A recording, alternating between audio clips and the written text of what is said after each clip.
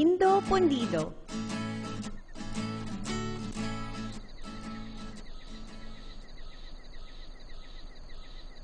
Tuwing sasapit ang dilim, nabubuhay ang kagandahan ng hardin sa kislap ng mga alitaptap. Sa kanilang marikit at munting mundo, sikat ang mga anak ni na Don Fuego at Doña Luz. Ang panganay na si Silaw ay may ilaw na ubo ng lakas. Sari-sari naman ang kulay ng kislap ni Kutitap. Parang flashlight naman ang diretsong ilaw ni Sinag. Dahil sa angking galing ng magkakapatid, pinananabikan ng lahat ang pagsilang sa bunso. Siguro maraming ilaw ang bunso. O kaya may ilaw ang pakpak. Nagpulong ang lahat at nag-abang sa pagsilang. Ngunit nagulat sila sa lumabas sa itlog. Isang alitaptap na walang kislap.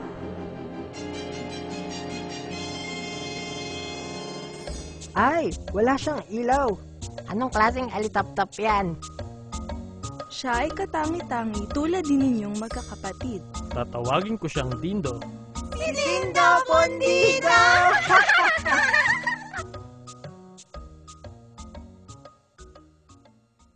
Paglaki ni Dindo, labis niyang ikinahiya ang pagkapundido. Inay, special din ba ako tulad ni na ate at kuya? Oo anak, espesyal tayong lahat. Ang kawalan mo ng ilaw ang nagpapabukod tangi sa iyo. At huwag kang mahiyang makihalo sa ibang alitaptap. Doon mo makikita ang iyong tunay na kislap. Kaya't sa sumunod na gabi, sinundan ni Dindo ang kanyang mga kapatid sa pag-asang mahanap ang kanyang sariling kislap.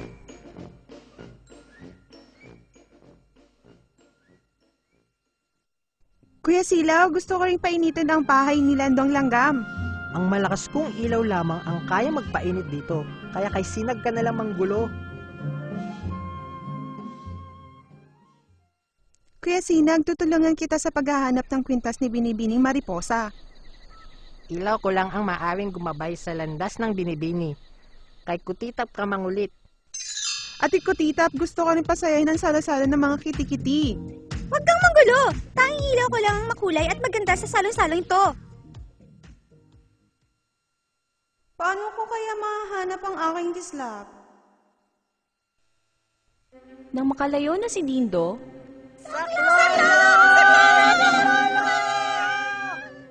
agad na bumalik si Dindo sa kinaroroonan ng mga kapatid. Lumingali nga si Dindo at nakita niya ang isang higanteng bote. Nakakulong dito ang kanyang mga kapatid. Napansin ni Dindo ang ibang alitaptap na nagtatago sa ilalim ng malaking dahon. Lahat sila ay takot na takot. Nagulat sila nang lumapit si Dindo sa bote. Kung sila ang magtatanggal sumagip, tiyak mahuhuli sila ng bata.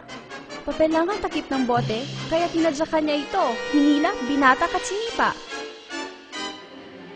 Isa-isang nakalaya ang mga kapatid ni Dindo. Patakbong lumapit ang bata upang hulihin silang muli.